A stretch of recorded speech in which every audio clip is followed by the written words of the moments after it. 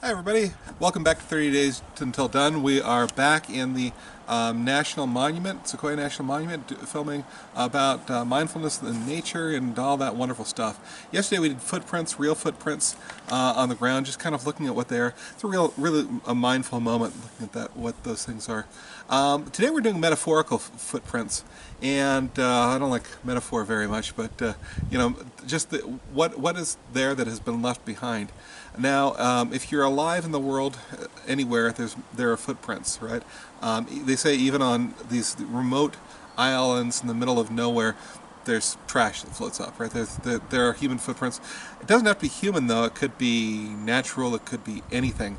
Now, I'm here in the Sequoia National Monument, and there are the footprints of the 1906 earthquake all over the place, right? I've heard one person say that the high Sierra grew by 18 feet in that one event. I can't wrap my head around that, and I kind of refuse to believe it, but that's what they tell me. And there are boulders scattered all over because of that, right? Just everywhere, and you can see where the recent boulders have been. There's one down in Kings Canyon that is right in the middle of the meadow of what is that glorious Zumwalt Meadow, and it's just sitting there right there. In my camp in Sequoia National Park, there is a grindstone from Native Americans who lived there.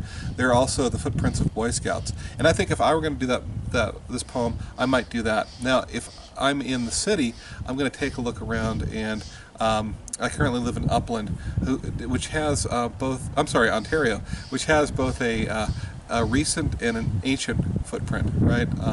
There's a lot of recent buildings around where I live. I live in a really new part of it, probably put up 2-3 years ago.